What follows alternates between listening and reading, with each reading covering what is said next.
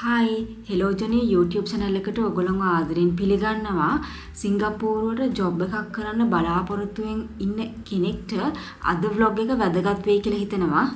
ඉතින් අද vlog එකෙන් ගේන්නේ ජොබ් වලට අදාළ work passes ගැන. ඉතින් මම දන්න දේවල් ඔයගොල්ලොත් එක්ක share කරගන්න හිතුවා. ලංකාවේ ඉඳන් සිංගප්පූරුවට යන්න on arrival visa තියෙනවා. ඉතින් ඒ visa, ඒ කියන්නේ visit visa එකෙන් දවස් 30ක් සිංගප්පූරුවේ ඉන්න පුළුවන්. හැබැයි විසිට් වීසා එකෙන් ඔයගොල්ලෝ ජොබ් එකක් කරන්න බෑ. ඒක ඉලීගල්. ඉතින් ලීගල් ජොබ් එකක් කරන්න නම් සිංගප්පූරුවේ අනිවාර්යයෙන්ම වැලිඩ් වර්ක් පාස් එකක් තියෙන්න ඕනේ. සිංගප්පූරුවේ වර්ක් කරන්න ඕන වර්ක් පාසස් වර්ග කිහිපයක් තියෙනවා.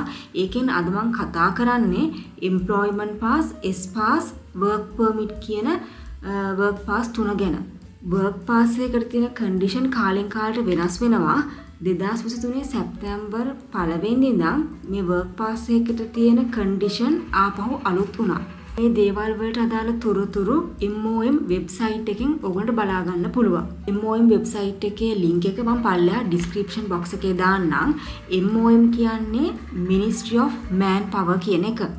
ඒ කියන්නේ සිංගප්පූරුවේ රැකියා සම්බන්ධ කටයුතු නීති රීති ඒවා ක්‍රියාත්මක කරන සිංගප්පූරුවේ ගවර්න්මන්ට් ඒජන්සි එක තමයි MOM කියලා කියන්නේ. දැන් අපි බලමු මම අර කලින් කිව්ව පාසස් වර්ග මොනවාද කියලා. පළවෙනි එක එම්ප්ලොයිමන්ට් පාස්. මේක E-පාස් කියලාත් හඳුන්වනවා.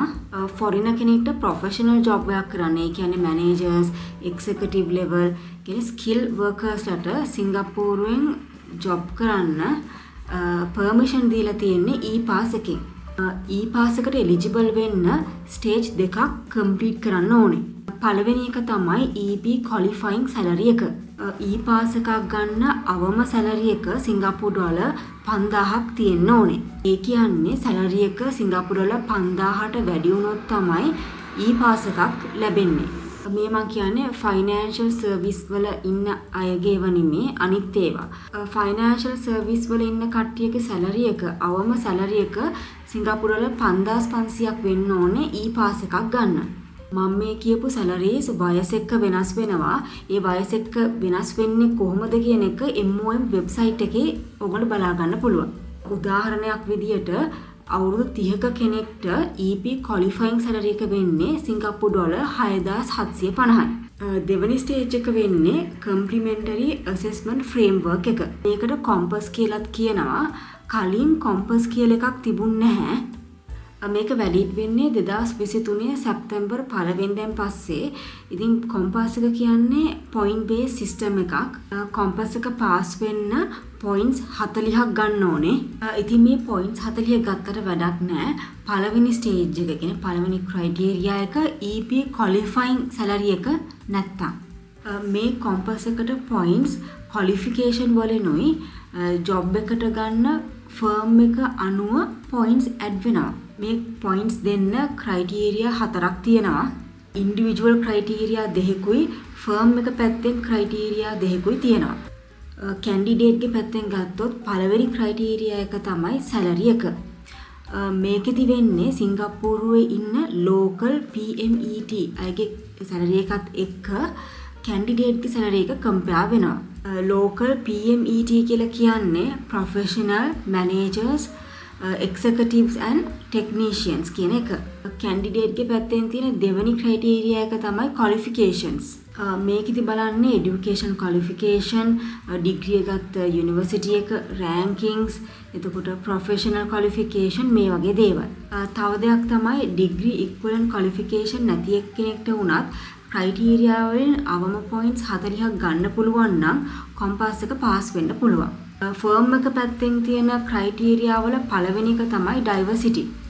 මෙතනදී කැන්ඩිඩේට්ගේ නැෂනැලිටි එක කම්පෙයාර් වෙනවා ෆර්ම් එකේ ඉන්න ලෝකල් PMET අයගේ නැෂනැලිටි එකත් එක්ක. උදාහරණයක් විදියට ලංකාවේ කෙනෙක් සිංගප්පූරුවේ ජොබ් එකක් කරන්න යන කම්පැනි එකේ ශ්‍රී ලංකන් නැෂනැලිටි එක තියෙන කට්ටිය 5%කට වඩා අඩු නම් points 20ක් හම්බ වෙනවා. සිංගප්පූරුවේ ගොඩක් වෙලාවට කම්පනීස් වල ලංකාවේ කට්ටිය අඩුයි. ඒ නිසා ගොඩක් වෙලාවට මේ points 20 හම්බෙන්න chance එක තියෙනවා. ෆර්ම් එක පැත්තෙන් තියෙන ඊළඟ ක්‍රයිටීරියා එක තමයි support for local employment.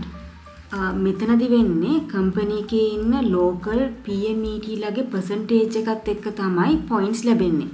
EP එකට මේ කියපු criteria හතරෙන් points 40ක් ලැබුණොත් කොම්පාස් එක පාස් වෙනවා.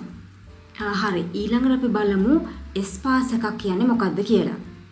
S පාස් එකක් දෙන්නේ E පාස් එකේ criteria සම්පූර්ණ කරගන්න බැරි වුණ අයට. ඒ කියන්නේ APT අයට. ඒ කියන්නේ Associate Professionals and Technicians ලට. S පාස් එකකටත් E පාස් එකකට වගේම job offer එකක් තියෙන්න ඕනේ. S පාස් එක minimum salary එක වෙන්නේ සිංගප්පූරු ඩොලර් 3150ක්. Financial sector එකේ minimum salary එක 3650යි.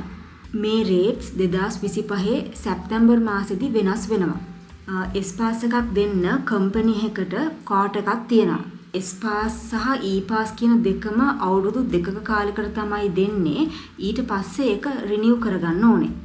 candidate ගේ eligibility එක. ඒ කියන්නේ තමන් යන්න ඕනේ E පාස් එකකටද S පාස් එකකටද කියලා බලන්න පුළුවන් self assessment tool එකක් තියෙනවා. ඔයාට තියෙන work experience, qualifications, age එක අනුව ඔයාට ලැබෙන්න ඕනේ අවම salary එක මේ self assessment tool එකෙන් ඔයාට බලා ගන්න පුළුවන්. self assessment tool එකේ eligible නැහැ කියලා පෙන්නනවා නම් E pass හරි S pass එකකට හරි apply කරලා වැඩක් නැහැ. ඒක reject වෙනවා. MOM website එකේ තියෙනවා ඒ self assessment tool එක. කලින් අපිට self assessment tool එකෙන් අපිටම ඒ eligibility එක බලා ගන්න පුළුවන් වුණා. හැබැයි 2023 සැප්තැම්බර් 1 වෙනිදා ඉඳන් self assessment tool එක use කරන්න පුළුවන් employers ලටයි employment agencies වලට විතරයි. සරි S pass හරි එක minimum fixed monthly salary එක සිංගප්පූරු වල 6000ක් තිබ්බොත් එයා eligible වෙනවා dependent pass එකකට. dependent pass එකේදී ඔයාට legally married spouseව එතකොට අවුරුදු 21කට අඩු unmarried ළමයි ඒ වගේම තමයි legally adopt කරපු ළමයි ඉන්නවා නම් ඕගොල්ලන්ට ඒගොල්ලන්ව සිංගප්පූරුවට ගෙන්න ගන්න පුළුවන්.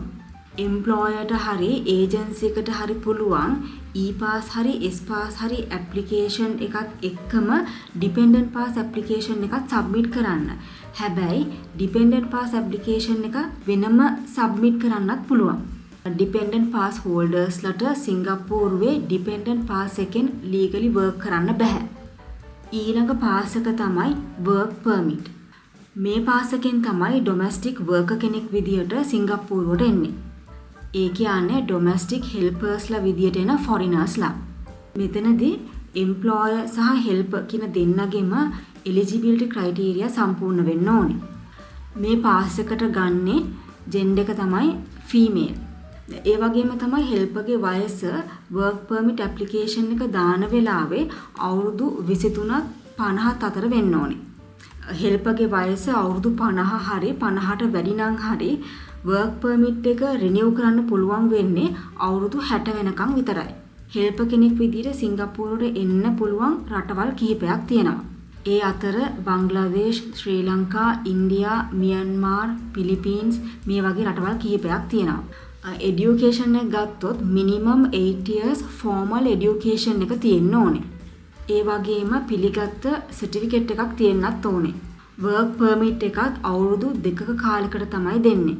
ඉතින් අද vlog එකෙන් කතා කළේ සිංගප්පූරුවේ job එකක් කරන්න ගන්න ඕන passes වර්ග 3ක් ගැන. ඉතින් තව passes වර්ග තියෙනවා. ඒ අතුරින් ප්‍රධාන 3ක් ගැන තමයි අද මම කතා කළේ. employment pass, S pass, work permit කියන passes වර්ග 3 ගැන. ඉතින් ඕගොල්ලන්ට MOM website එකට ගිහිල්ලා updated information දැනගන්න පුළුවන්. ඒ website එකේ work pass සම්බන්ධ ගොඩක් information තියෙනවා. ඉතින් මම හිතනවා සිංගප්පූරුවට job එකක් කරන්න බලාගෙන ඉන්න අයට මේ වීඩියෝ එක වැදගත් වෙයි කියලා. එහෙනම් අදට මම vlog එක මෙතනින් ඉවර කරනවා. තවත් දවසක අලුත් වීඩියෝ එකකින් හමු වෙමු.